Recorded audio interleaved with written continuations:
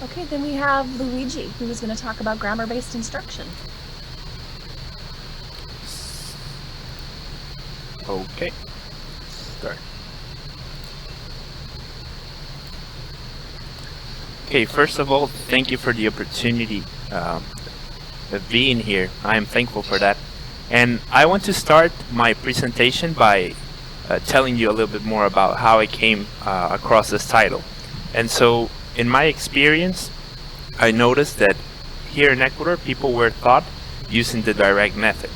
So, very basic instruction, right? And that helped me understand something, that once we made the transition to CLIL, I noticed that not all of the students were able to follow that lead because they didn't understand how to proceed, how to work with a different methodology than just being listeners in a classroom setting.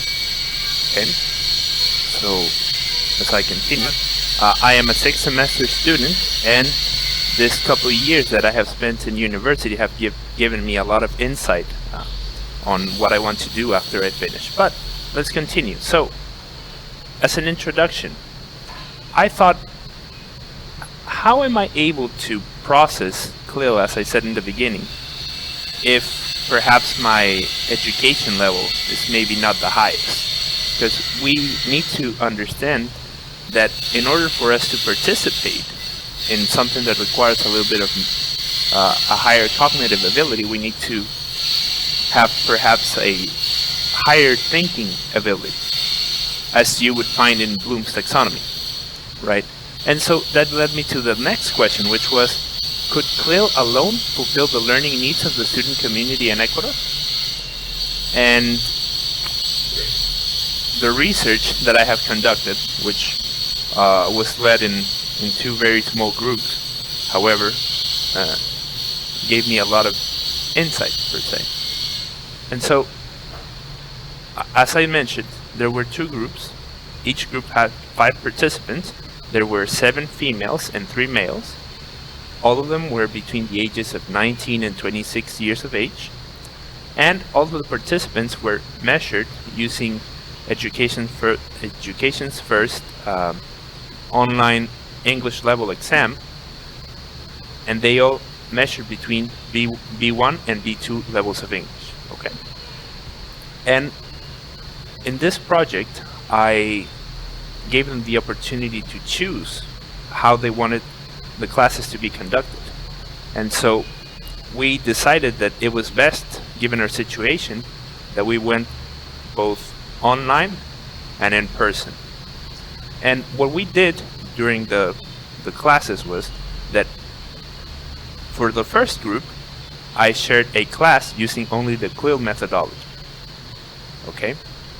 And to the second group, I taught them using grammar first as a basis, and then I introduced either CLIL or problem-based learning to see what the difference would be. And so I repeated this process multiple times, I would say about 9 to 10 times, and I noticed that overall the results were somewhat related to this, or somewhere in the vicinity of this number. So as you can see on the screen, I have written that we have a 16.87% of difference between group 1, which were the students that had no grammar adaptation before the content was introduced, whereas with group 2, we noticed that the scores on average were higher by about 1.25 marks. And so what I noticed with the students, and I asked them afterwards, by way of just finding out by myself, I asked them, so did you notice the difference? Were you able to understand perhaps the content a little bit better? And they all mentioned that yes, because the introduction happened in a way in which they just had to sit and listen, and they didn't have to be active participants.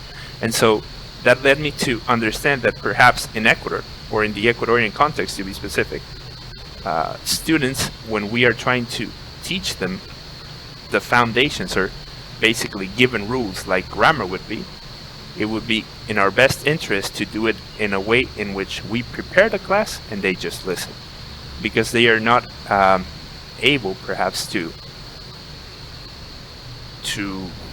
say, let's say, play with the rules, because they are not aware of those rules yet. And this in turn helps the teacher to have an easier time preparing the class, because since grammar it's a given already, they don't have to come up with something new, with something more didactic per se. They just need to prepare that basis, and then they can play with the class or with the development of the class as they please. And it will help the students to understand the basis, as I said, but also be able to participate in the activities afterwards, because their foundational knowledge is already set. And finally, the implications of this small research are that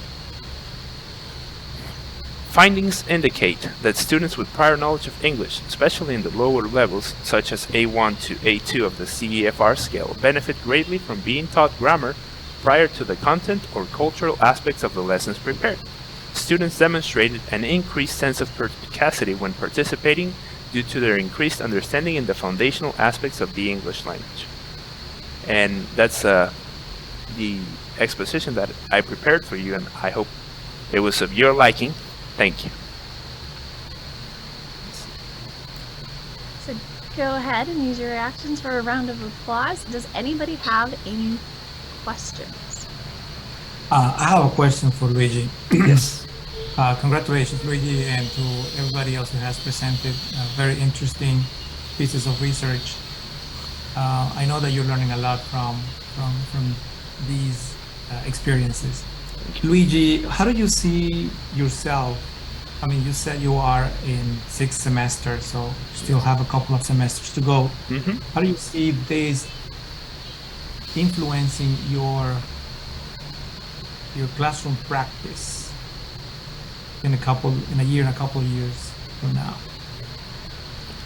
It's definitely given me a new perspective, because I thought that teaching was just going to the classroom and talking, but the university has given me the opportunity to understand that there are multiple factors that I have to consider. For instance, perhaps educational needs, socioeconomic backgrounds, the level of understanding that the student has, the willingness of a parent to let the student prosper in their educational goals, because some parents, from what I've noticed here, don't really think that English is necessary, and I have given them multiple sets of proof that would state otherwise, but they choose not to believe. So that's something I never thought I would encounter. Yeah, I found it very fascinating how you mentioned several factors that need to be taken into account when considering, what are those things that actually are necessary to be taken into account, when teaching, as in your role, and also as learners, and neglecting these things. It's definitely a bad idea, not taking them into account. So thank you for your presentation, Thank you. Luigi. Mm-hmm. Any other questions? I want to highlight something that go ahead. I just want to ask Luigi if he can talk about just a little bit about CLIL method. Maybe some of the participants maybe don't know the acronym for CLIL. Absolutely. So CLIL stands for Content and Language Integrated Learning. And CLIL has 4 principles, but the main focus of CLIL is to integrate the culture into what the students are receiving as knowledge, not just, let's say, for instance, something like present simple, which would be grammar, right? That it's not just that, it's understanding what goes behind it. Like, for instance, CLIL, instead of just teaching present simple, would say, when you teach present simple, you have to take into consideration that this is something that happens during this time frame, right?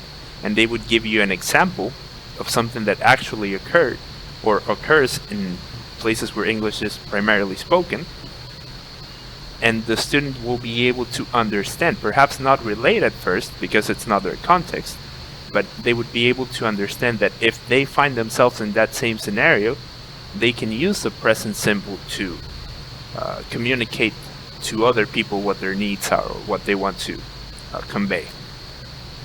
I don't know if that answers your question, but Yeah, thank you. I asked this because I just want to the participants know that our curriculum in Ecuador is based on CLIL method. So right. thank you Yes. so much for your presentation. Thank you. And I just want to say one of the things you mentioned that might have seemed minor, but I think is really important, is that you talked to your students and listened to what they actually had to say about what these things are. And that is so important for teachers, that we don't make assumptions, but we actually ask our students and listen to what they have to say. So thank you for that.